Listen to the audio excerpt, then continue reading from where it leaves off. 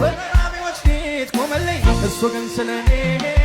ፍቅር ገደብ ይለው ሊያወጣኝ ኃጢአት ከኩነኔ ዳዊትን የረዳ ተንከራተተልኝ ኢየሱስ ከናዝሬት ይሁዳ ፍቅሩ ፈሰሰ ከምሕረት ደጅ እግዚአብሔር ከሰማይ ሰጠኝ አንድ ልጅ